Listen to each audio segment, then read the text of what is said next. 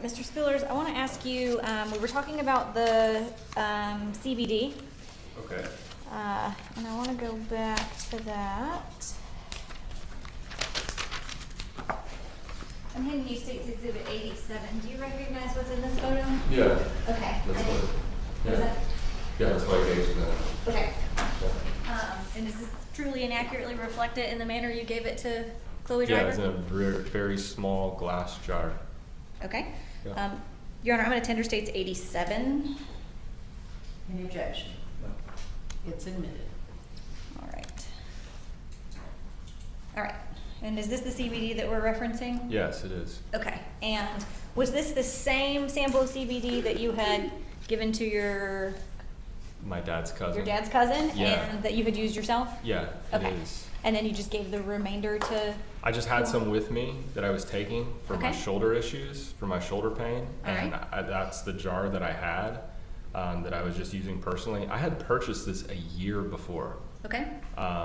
and I still had some left over, and I just gave the rest of what I had to them Okay. after they considered it. Like I offered it, and they considered it, and like the next day they were like, "Yeah, we'll try it," because it was free. Okay. Instead of spending all their money, I just gave it to them. All right. So you know. she had ordered CBD offline, Right. and then you offered this, and they talked about it and accepted it. Yes. Okay. In terms of administration of this, do you just eat it? How does that work? Orally, yeah. Okay. Yes. All right. And were you a part of the discussions surrounding the CBD or the use of CBD? No. Okay. I mean, I found out that they had come to these, that they had come to like an agreement, Mm-hmm. about using CBD to try to help Kiwani to find some, without using pharmaceuticals. It seemed like a much softer and more organic approach to some kind of chemical alleviation for her lapses in what we will call sanity, if you will. Was she interested in that approach? Yes, she was. Do you have any knowledge about her ever being involuntarily forced to take CBD? Definitely not. Okay. I mean, it was her who ordered it. I Okay. mean, she had to convince Z to let her do that. She had to convince Z to let her take Yeah, the CBD. because it's like, he was trying to do this organically and like have her heal on her own. Okay. Because there was like I say, she kept coming back into real or whatever you're gonna call it, back into a place of mental clarity where she would apologize and not remember what she did, but he found it significant that she was, because she wasn't like, it's not like she was like she wasn't like clinical, it's not like she was like that all the time. This was just like something that had developed. Then I say because of her past and postpartum, and who knows what else was contributing to like these eruptions, and he was trying to heal her organically. So yeah, she had convinced him to allow her to use CBD, and he agreed. Okay. As an alternative, as a more organic and softer alternative to pharmaceuticals. Okay. And you just used the expression, she wasn't like that all the time. I mean, where she was like losing, I was just trying to make a clear and distinct difference between the woman who was a loving mother and the woman who would violently attack her husband. Okay. And the other women. When she was her normal self, that was Yeah. with Z for years. Yes. Have you ever described her as being a Spitfire? Totally. Okay. Yeah. Was she strong-willed and spirited? Definitely. Okay. Yes. And you said earlier that she asked you if you were an asshole who liked to eat animals. Was that? Yeah, I mean, she was demonstrative kind of her snipey personality? sometimes, but that's not like, she wasn't like aggressive or violent. She was just kind of like stern, I guess you could say, and like curt and to the point. Okay. You Was know. she? Did she speak her mind? Yeah, totally. Okay. And amongst the three wives, who was the clear leader of the three? Kiwani, I feel like, but they were all like, I feel like Kiwani was like the more like the more of the leader, I guess you could say. But those other girls, they were very vocal. Like, I mean, there was like all this interaction between them. It's not like Kiwani was like commanding authority or or that she was like in charge of the other women. Let's not put it like that. It's not like she was like the boss over them or anything. But it was very clear that she was like the more like headstrong and you know, like more iron-willed of the three, I guess you could say. Did she like things her way? I mean, doesn't everyone? You know, it's like no, I wouldn't say that. I wouldn't Okay. say that Kawani was like that. Like she's like has to have it her way kind of girl. Was she afraid to speak her mind? Definitely not. Okay. I mean, that's like very much the opposite of that. Okay. I want to talk to you about the traveling from North Carolina to Florida.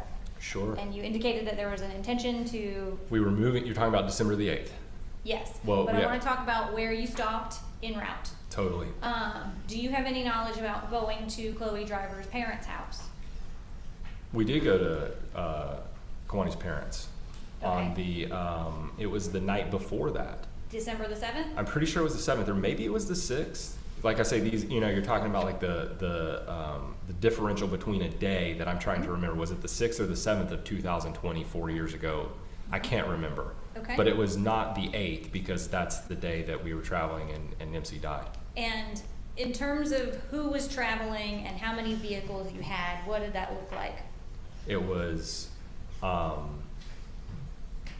my van, and it was the U-Haul, and it was their SUV, I think. My head is itching. I can't remember if it was their SUV or their car, but I was driving the U-Haul, and one of the girls, I think Shayla, was driving my van, and then Z was riding with Kawani and Nimsy in the SUV. I'm pretty sure. I can't remember that. And what about Gami? I think she was with one of the others. Okay. Like these are details that escape me. Okay. You know. But there were multiple vehicles. Yeah, we were in it was.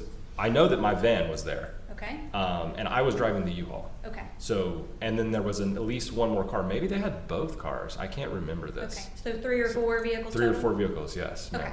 And you know that Z and Kawani and Nimsy were all in one car? Yes, they were. Okay. And you drove the U-Haul by yourself? I did. Okay. Yeah.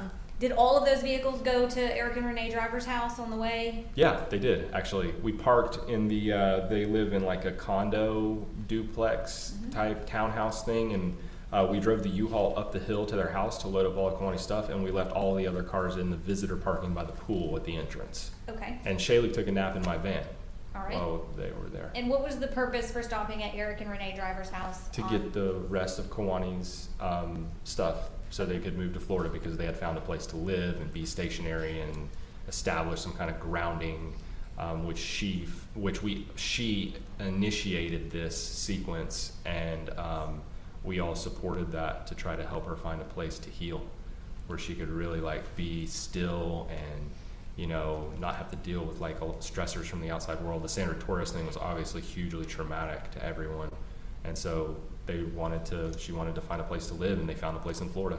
Did, what stuff were you all retrieving from her parents' house? I don't know. Okay. I mean, I just pulled the U-Haul up and Okay. they loaded it up. I didn't even like, Okay. I have no idea. I would say like personal belongings, probably, like things that she needed. And do you know if her Clothes. parents were there and they They were interacted there. with her? They were there, yeah. Okay. Yeah. That was the Um, first time that was another time when I met Eric Driver. He came outside and I saw Kyle Driver. Who's her brother. Kyle? Kyle's brother. Her brother, okay. Yeah. All right, and anything eventful happened while you were at the driver's house? Nope, it's pretty smooth. We just How was rolled up. Kawani acting? She was actually, you know, by this point she had become like her, even in her normal self, she was kind of like, you know, she's like really dealing with a lot of like mental health issues, you know, Okay. and it was really starting to like drive her down. You described her earlier as like looking sad? Is Sad. that- okay. Yeah, just like, you know, like really needing to get like that, like needing some kind of like something, you know, like the stable place in Florida where they could go, and you know, and she was really looking forward to that, and everybody was, you know, Okay. like that was. Do you know who made the decision to go to the driver's house to get Kawani's things? Was that something that she Gosh, I requested? don't know. You don't know? Okay, that's No. fine. How long were you all at the driver's residence? Probably like an hour and a half or so. All You know, right. we just stopped in, picked up stuff. She had just been there after Thanksgiving and then had come back to Z and her family and with her sisters and her baby, and they had like, you know, things had like mended and they were going to Florida, and Eric and Renee opened their house up and Z was there talking to Eric. Like it was just like, you know, this is all after that. You know, this was December the 6th, right before Nipsey died. Okay, so December the 6th, in interactions between Z and Kuwani and her parents and her brothers there, did you observe anything that was abnormal, Not at all. tension, conflict, anything like that? Actually, not at all. Like Okay. it was just smooth. All right. Like Eric and Renee were, you know, they were there. They're like, here, you know, they opened their home. Z was talking to Eric. You know, he went inside, gathered their stuff with Kawani, and loaded it into the U-Haul. At that time, was Kuwani excited about going to Florida? They were all very like eager to get to Florida, or like, you know, like, yeah, excited, I guess, you know, Okay. as excited as a person who's that kind of, who's like sad like that could be, I guess. Okay.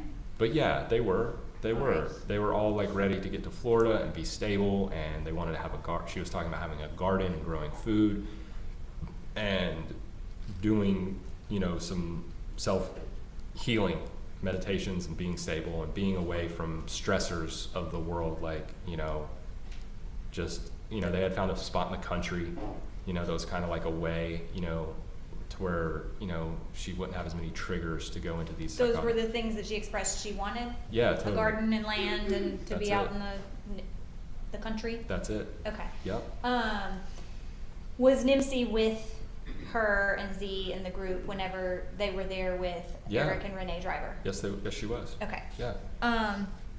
And then you said you believe that was either the 6th or the 7th? The 6th or the 7th, yes. Okay. And then I want to talk about the 8th. You all Yeah.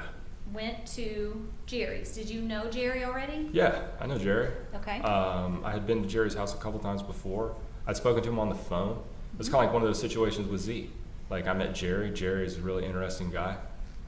He's intelligent, and he does like a podcast talk show that's like really, you know, it's like an interesting thing that he does. And so I had spoken to Jerry for hours on the phone. Like I just called him up just to chat, you know, like I do with people that I meet that I'm interested in. Kind of the same thing when I first met Z, just the same thing. Like I met Jerry, I liked him, I still like Jerry, you know, and so yeah, I knew Jerry, yes. Okay, I was alright. just trying to give you just descriptive details into our, Sure. Yeah. All right. So you were familiar with his home. You come to Cherokee County with everybody we've already discussed, right? yes, on Okay. the 8th. On the And I 8th. had been there before several times. Okay. Yeah. So, any idea what time you arrived at the house? Sometime in the afternoon, I'd say like, gosh, you know, I don't know what time that was. Like, what time was that? Maybe like noon or Okay. 11? Gosh, like I say, these are, because we had woken up early that morning and gone to the 12 tribes. And what is the 12 tribes? 12 tribes is like a quasi-Jewish, quasi-Christian cult of culture of individuals who,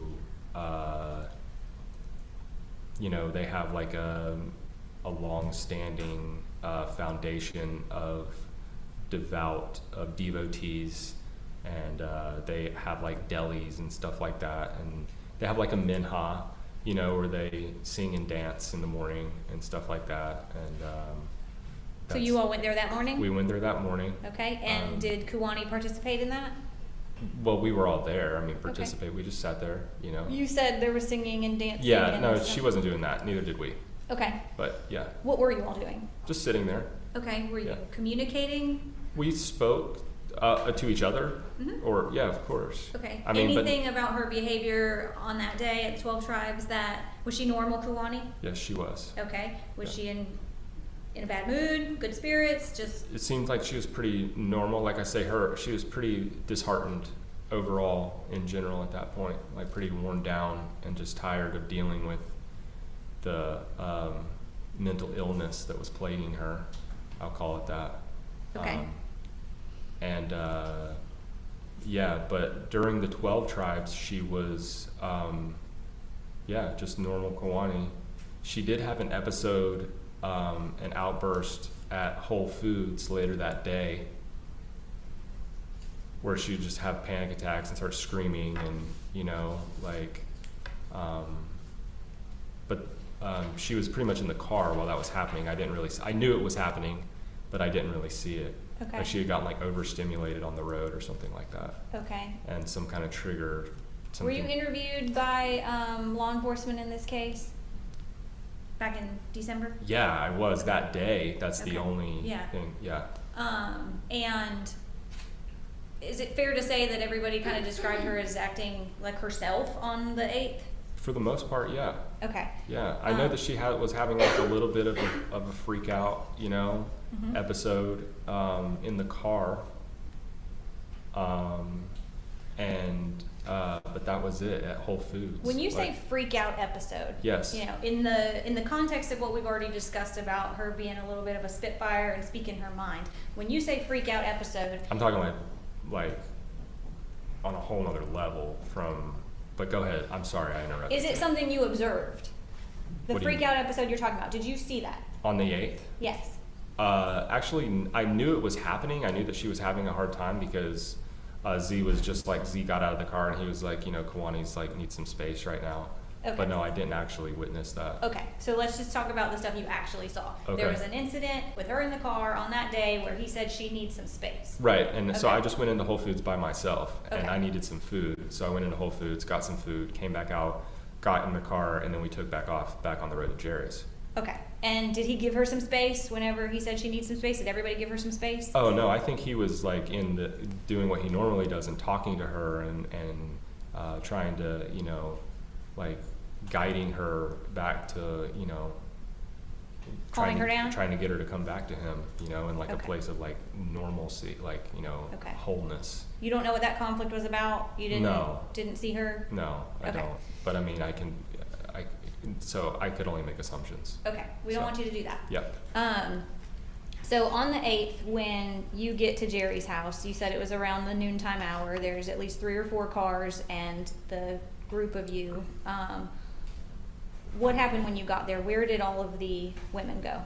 Okay, so everybody went into the house, Mm-hmm. except for me. I stayed out in my van and I took a nap. Okay. And did you assist in moving any of the stuff out of the house? No, I did not. Okay. And at what point did you wake up from your nap?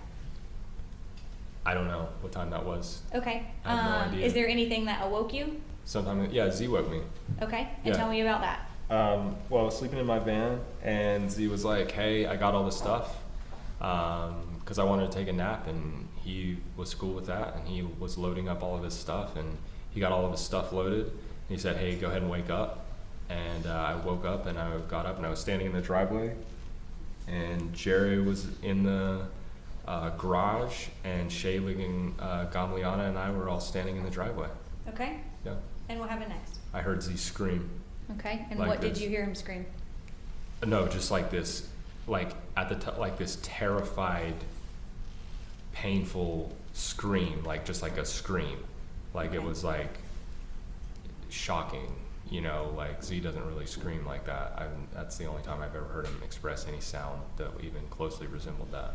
It was Is like he typically quiet? no, he just doesn't. You know, I mean, the trauma, the pain, it was just a scream of utter, just so much pain was in his voice. And so I didn't even know what had happened. I had no idea what had happened. But I was outside and I told Gami, I was like, you need to call 911 right now. And so she started calling 911 and I ran inside the house. Shayla was already running back in the house and so did Jerry Okay. when we heard him scream like that. You But this is how I remember. Maybe Jerry wasn't standing outside. I feel like these details are probably more or less irrelevant, but at one point Jerry was standing outside. I don't know if Jerry was still in the garage right there Mhm. at the house when I heard Z scream, Mhm. but Gami and I definitely were. And I told her to call the cops, Okay. to call 911 because something was definitely wrong. Like I had no idea what had happened, but it was a scream of pain and like something like bad, you know, like You previously testified that you're not a call the cops kind of guy, and you're So- obviously sitting here wearing orange. That's so, tell me what about what you heard made your first instinct be call 911? You know, I can't really remember. I don't remember. I just remember hearing the scream, and perhaps like I can't even remember what happened in between there. It's like it's been so long. It's like I don't know exactly what the sequence of events was, but something compelled me. I said, "Gami, you need to call 911 right now," and she did. Okay. And I ran inside, and then I ran upstairs because that's where the scream was coming from, and then I walked into this like really horrible thing. Okay. What happened when you walked into the room? I walked into the room and there was blood everywhere, and Z was I'm gonna talk through this one. Z was trying to give Nimsi like mouth to mouth, like she had obviously had some laceration wounds to her neck, and there was like blood everywhere, and Kawani was laying on the ground, and she had tried to kill herself by stabbing herself in the chest and in the throat, and she was bleeding profusely. And so I was just went into shock, basically. Like I have very little or no experience, especially with a child. Like, I mean, I've witnessed a couple things, but not like this. And so Z's like giving his daughter mouth to mouth, trying to like breathe some life back into her, and she's like gurgling her last breath, and Kawani's laying on the floor bleeding profusely. Was Nimsi still alive when you went into the room? She was on her way out. Okay. Like she was gurgling, but she wasn't moving, and she looked very not alive. Okay. And tell me about your interaction with Kawani, sorry. I went to the ground, and Z said, keep pressure on the wounds. And so I did. I went down and I kept pressure on the wounds, and I tried to just stop them from bleeding. I was using my sweatshirt and my hands to put pressure on the wound that was on her chest and on her neck until the paramedics got there. Okay. And how was Kawani reacting to you? Was she saying anything or doing anything? She was saying that she wanted to see Nimsi one more time, and she was actually trying to push me away. She was, you know what, earlier I said there was only one time when I touched Kawani, but that was the second time, when I was trying to save her life. I was holding pressure on the wound, and she had blood all over her hands, and she was pushing my face away, telling me, stop, I'm supposed to die, and I wanted to see, and then she was like trying to lean up to see Nimsi one more time, but I held her down because I thought that, you know, I just didn't want her to lose any more blood, because there was blood everywhere and all over me and all over our clothes and all over the floor and the bed. It was like a massacre, and I just wanted to try to save her life. So I held her down and kept pressure on the wounds for probably about 2 minutes, because the paramedics came really fast. Okay. So she told you to stop. She tried to push you away. Yeah. She said, I'm supposed to die, and that she wanted to see Nimsi one last time. Yes. Is that what you recall? Yes. Okay.